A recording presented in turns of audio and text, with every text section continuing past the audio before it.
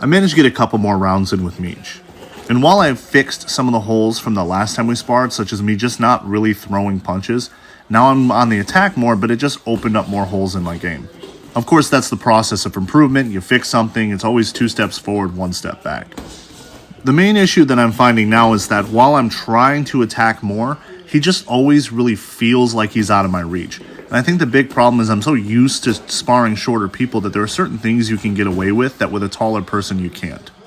A big thing is my lazy footwork. I've noticed that I'm mostly flat-footed when I spar him, and it's not that I can't get on the balls of my feet. In fact, my footwork's really good when I use it.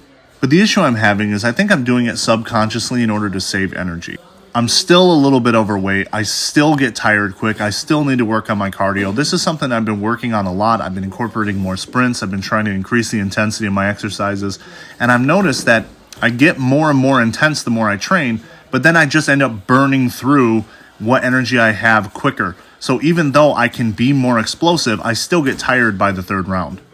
I think this is one of those things I just have to be patient on and just keep working through it and pushing through the process because I am improving in my cardio. I'm just happen to be burning through it. So I'm confident if I just stay in the gym, I'll get to that point where I can use my energy the entire time and not have to worry about getting out of breath or vomiting in the 3rd round.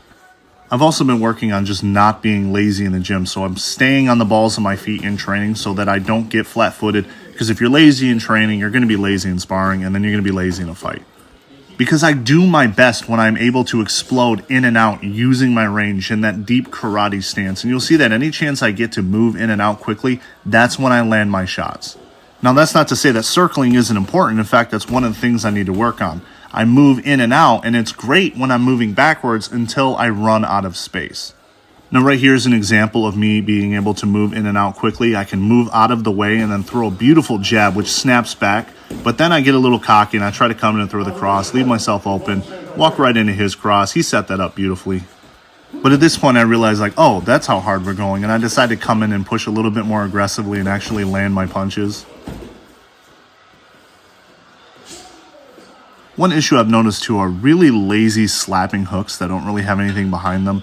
And it's not that I don't know how to throw a hook. The issue is that I don't really know how to throw a hook from the bladed stance, because once you're already rotated, there isn't really much room for rotation. So I end up just kind of like slapping it out there and there's nothing behind it.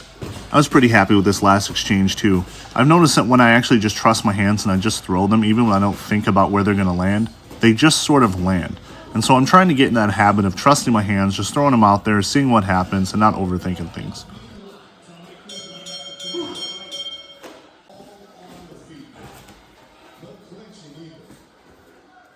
Now this should show exactly why I love the long guard. Just by having your hands out and in the way, it's so easy to block, parry, or even just be in the way of that center line. And then of course when they get overzealous, you land that jab, they walk right into it.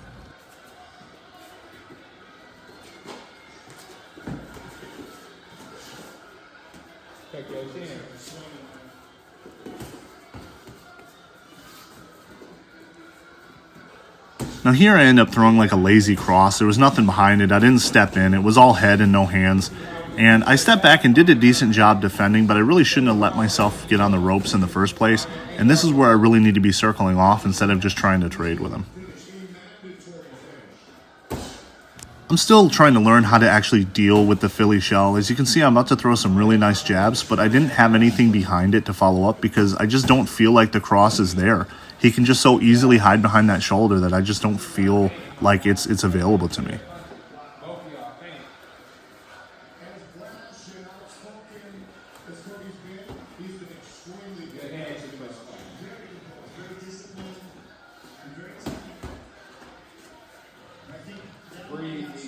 I decided to end up going southpaw because my logic was if I throw the jab out there, I can throw the cross down the center line and I don't have to worry about that shoulder as much. So I felt like it would set me up for more, and I do feel like I found more success with that right-handed jab landing and then actually being in a better position to deal with the Philly shell.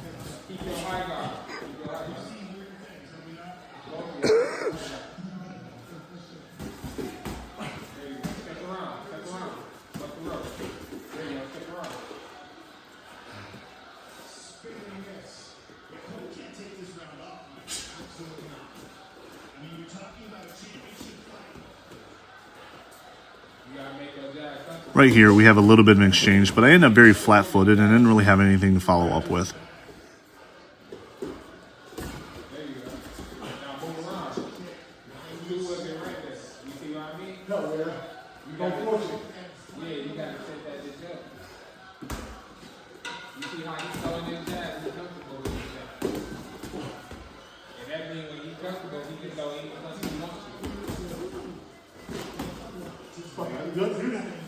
Here again, I really should be circling off, but instead I'm trying to trade with him while my back is against the ropes.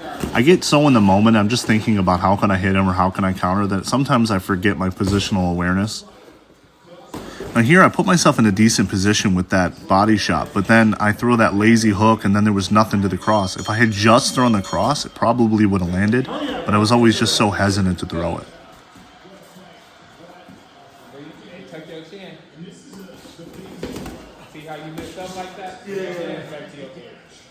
I ended up, out of just pure instinct, throwing a spinning back elbow. Now, thankfully, I never actually throw it on my sparring partner, so it didn't land. Obviously, I can't be doing that in a boxing match. It was just pure instinct.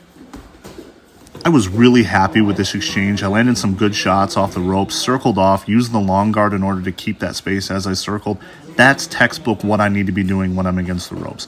I need to be using those hands to aggressively move while circling, but instead, sometimes I get caught up in that sort of linear back and forth mindset. But the funny thing is I landed those shots when I was against the rope because at that point I stopped thinking about things and just thought, oh, I'm in a bad position. I better start throwing. So I shell up and I just start throwing punches. And it looks beautiful. It looks well planned, but it just sort of happened that way. I can tell at this point that I'm getting gassed. This is where I really start feeling nauseous, and at any point I could just throw up. But I'm really trying to force myself to stay in there and fight as long as possible, because if you never push past that plateau, you're always going to get to that point and give up. So I'm forcing myself to stay in the ring even though I can barely move. I'm completely flat-footed. I have no energy, and all of my thought is just don't throw up, don't throw up. So as you can see, I have like no movement. I'm completely flat-footed. He gets me against the ropes here, and I'm just trying to hold on and survive. I did an okay job defending considering that I have no energy, but he did land those shots because there was not much that I could do. And here I'm just trying to use that long guard and that long reach in order to buy myself time. I know I don't have the energy. I know I can't win any exchanges with him, but maybe I can just kind of fake him out and just kind of keep the pressure so that I can keep him moving backward and I can breathe a little bit and recover. I do think at about this point the nausea started to pass and I was able to get back into the sparring. I wasn't fully recovered yet, but I wasn't a sitting duck either. Now this is exactly why I like to stance with the rear shield, because even if I end up in a bad spot, I can defend long enough to get out of it, and of course using that long guard to circle off.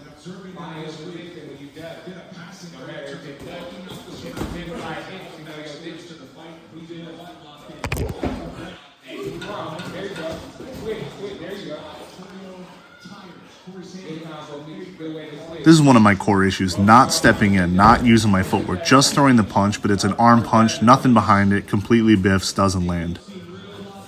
Now I'm pretty sure this uppercut I throw lands. They'll tell you not to lead with the uppercut, but when you're so tall, you can sometimes get away with it. I should have really just followed up with the cross because it was right there.